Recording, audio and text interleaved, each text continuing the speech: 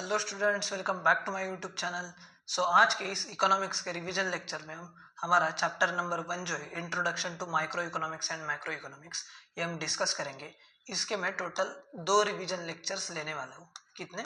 2 revision lectures लूंगा मैं total. अभी इस रिवीजन लेक्चर में, ये जो रिवीजन लेक्चर नंबर 1 है, इसमें हम पूरा माइक्रो इकोनॉमिक्स के रिलेटेड जो पोर्शन है वो डिस्कस करेंगे एंड नेक्स्ट लेक्चर में हम मैक्रो इकोनॉमिक्स के रिलेटेड जो पोर्शन है वो हम डिस्कस करेंगे। ठीक है? यस। सबसे पहले हम देखेंगे introduction. Micro economics and macro economics दो मेन ब्रांचेस हैं हमारे मॉडर्न इकोनॉमिक्स के। ये तो आपको ऑलरेडी पता है, 11th कॉमर्स में हमने ये अच्छे से डिस्कस भी किया था। तो माइक्रो एंड मैक्रो इकोनॉमिक्स दो ब्रांचेस है मेनली। माइक्रो जो वर्ड है ना, माइक्रो जो टर्म है, वो डिराइव हुआ था एक ग्रीक वर्ड से जिसका नाम था माइक्रोस, विच मीन्स स्मॉल और मिलियंथ पार्ट। माइक्रो का मतलब क्या होता है? माइक्रो का मतलब होता है स्मॉल पार्ट। और मैक्रो टर्म भी ग्रीक वर्ड से डिराइव हुआ था, इसको हम बोलते हैं मैक्रोस, जिसका मतलब होता है लार्ज पार्ट। तो हम इकोनॉमिक्स के लैंग्वेज में अगर डिस्कस किए तो हमको ये पता चलता है कि micro economics deals with the small part of the national economy and macro economics deals with the aggregate of the national economy.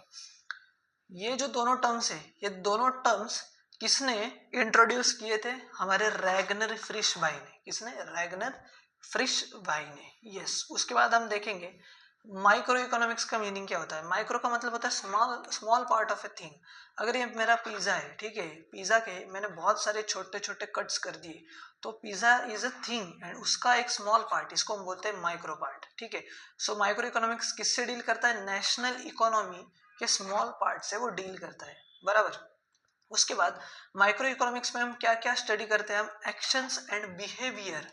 किसका सर? इंडिविजुअल कंज्यूमर का हम इकोनॉमिक एक्शंस एंड बिहेवियर हम एनालाइज करते हैं। इंडिविजुअल प्रोड्यूसर का economic actions and behaviour हम analyse करते हैं। पर्टिकुलर कमोडिटी का प्राइस हो गया, फैक्टर का प्राइस हो गया, ये सारी चीजें हम माइक्रो इकोनॉमिक्स में एनालिसिस करते हैं। अभी डेफिनेशन दी थी मॉरिस डॉब नाम के सर थे एक, उन्होंने। ये क्या बोलते हैं हम देखते हैं अभी। Micro economics is in fact microscopic study of economy. Microscopic मतलब क्या? Studying small units in detail. हम बहुत डिटेल में डिस्कस करेंगे, सॉरी डिटेल में हम एनालाइज करेंगे हम स्मॉल पार्ट्स। ठीक है। उसके बाद हम देखेंगे सर, अभी उसके बाद क्या देखेंगे हम सर? स्कोप क्या है माइक्रो इकोनॉमिक्स का? इसमें हम 3 चीजें डिस्कस करेंगे। Theory of product pricing, theory of factor pricing and theory of economic welfare. सबसे पहले हम देखेंगे theory of product pricing. Price जो है ना कमोडिटी की, वो किससे डिटरमाइन होती है? डिमांड एंड सप्लाई फोर्सेस से। बराबर, ये आपने ऑलरेडी पढ़ा है तो इसको डिस्कस करने की ज्यादा जरूरत नहीं। डिमांड एंड सप्लाई के बेस पे कमोडिटी की जो प्राइस है वो डिटरमाइन होती है। कमोडिटी का मतलब क्या होता है सर? वस्तु। उसके बाद फैक्टर प्राइसिंग। हम माइक्रो इकोनॉमिक्स में जो फैक्टर्स ऑफ प्रोडक्शन है हमारे, लैंड हो गया, लेबर हो गया, कैपिटल एंड एंटरप्रेन्योर, उनको जो फैक्टर रिवॉर्ड्स मिलेंगे ना वो हम डिटरमाइन करते हैं। मेरे को एक बात बताओ, लैंड पे रिवॉर्ड क्या मिलेगा? रेंट। अगर आपने बिजनेस स्टार्ट करने के लिए एक लैंड परचेस किया, उस पर रेंट देना पड़ेगा। आपके बिजनेस में आपने अगर वर्कर्स लगाए, उनको वेजेस देना पड़ेगा। कैपिटल अगर आपने लिया था, मतलब बोरो किया पैसा, उस पर इंटरेस्ट देना पड़ेगा। और एंटरप्रेन्योर बिजनेस क्यों स्टार्ट कर रहा है sir? With the objective of making profit, that's it.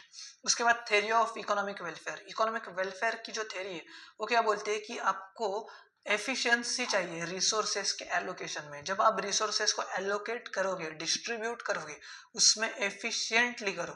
ठीक है। तो अभी एलोकेशन ऑफ रिसोर्सेस की एफिशिएंसी कब अटेन होगी, मतलब कब अचीव होगी? जब जो लोग है ना, वो जो लोग है उनका सेटिस्फेक्शन होगा maximum, maximum satisfaction of the people. तो अभी इकोनॉमिक एफिशिएंसी में 3 एफिशिएंसी है total. Efficiency in production, consumption and overall economic efficiency. अभी प्रोडक्शन की एफिशिएंसी मतलब क्या सर?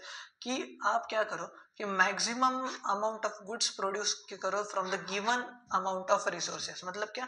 कि ट्राई करो कि ज्यादा से ज्यादा गुड्स प्रोड्यूस हो कम इनपुट में। समझो 1 kg ऑफ पोटैटोज मैंने परचेस किए वड़ा पाव बनाने के लिए। मेरे पास 2 वर्कर्स है, ए एंड बी। ए 100 वड़ा पाव बनाता है और बी 80 वड़ा पाव बनाता है।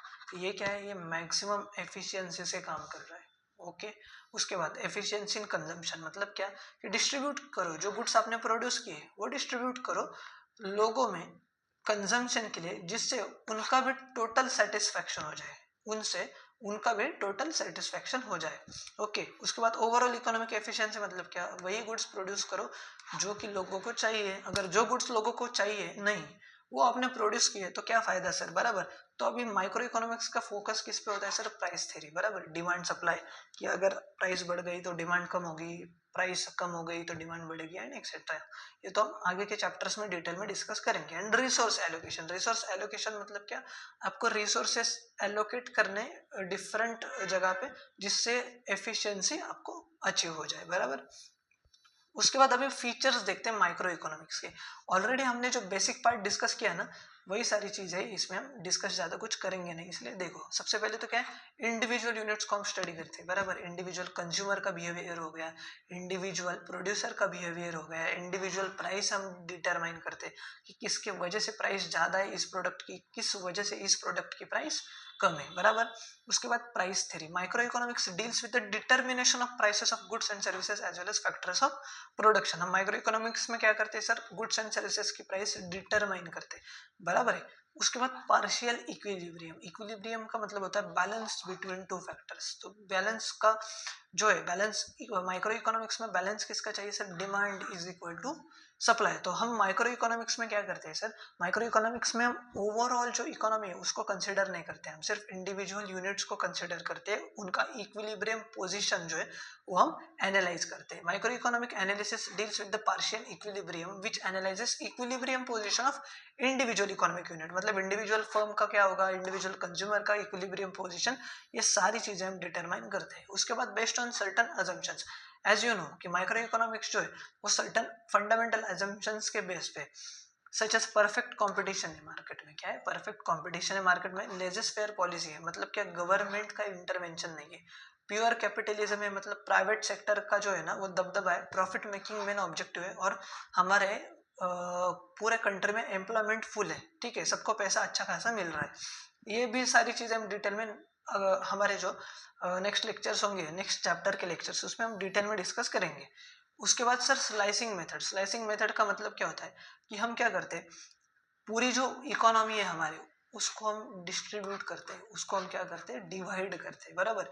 इट स्प्लिट्स और divides the whole economy into small individual units, और स्मॉल इंडिविजुअल यूनिट्स को हम एनालाइज करते हैं, demand, supply, price etcetera. Use of marginalism principle, marginal का मतलब क्या होता है सर, मार्जिन बोलते हैं ना हम, the term marginal means change brought in total by the additional unit. आपने अगर एडिशनल यूनिट प्रोड्यूस किया तो उससे क्या चेंज होगा, मतलब क्या, आपका जो मार्जिनल बेनिफिट है ना वो आपका ज्यादा चाहिए मार्जिनल कॉस्ट से। समझो मैंने 100 वड़ा पाव प्रोड्यूस किए, ठीक है, 100 वड़ा पाव प्रोड्यूस किए, उसकी कॉस्ट है समझो XYZ जो भी है। अभी मैं देखूंगा कि मैंने अगर एक्स्ट्रा एक वड़ा पाव और प्रोड्यूस किया तो उससे मेरे को मार्जिनल बेनिफिट कितना मिलेगा, और उसकी मेरे को मार्जिनल कॉस्ट आएगी, मतलब वो एक सिंगल वड़ा पाव की, अगर उसकी कॉस्ट मेरे को आ रही है 10 रुपए और वड़ा पाव बेचूंगा मैं 5 रुपए में, तो मेरे को एक बात बताओ, ये वड़ा पाव मेरे को बनाना चाहिए या नहीं, नो सर, क्योंकि बेनिफिट कम है, कॉस्ट ज्यादा है ऑब्वियसली, बराबर। उसके बाद analysis of market structure, micro economics analyses different market structures, micro economics में हम डिफरेंट मार्केट स्ट्रक्चर्स को एनालाइज करते हैं। अभी वो मार्केट स्ट्रक्चर्स कौन से होते हैं सर, वो डिटेल में हम नेक्स्ट लेक्चर में डिस्कस करेंगे, next lecture in the sense जो आगे वाले चैप्टर से उसमें हम डिस्कस करेंगे डिटेल में, perfect competition, monopolistic competition, monopoly and oligopoly.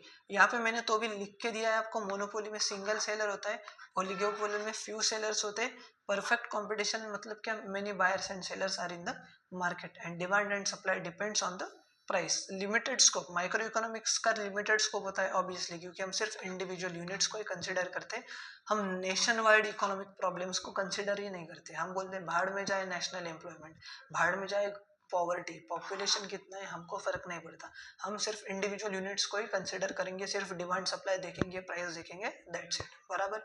आया आपको समझ में सर, ये हो गए हमारे फीचर्स ऑफ माइक्रो इकोनॉमिक्स। उसके बाद हम देखेंगे इंपॉर्टेंस ऑफ माइक्रो इकोनॉमिक्स। सबसे पहले तो प्राइस डिटरमाइन करने में हेल्प करता है, बराबर। ये तो हमने देख लिया। माइक्रो इकोनॉमिक्स में हम क्या करते हैं, वो प्राइस डिटरमाइन करने में हेल्प करता है, फैक्टर्स ऑफ प्रोडक्शन की प्राइसेस हो या गुड्स एंड सर्विसेज की प्राइसेस हो।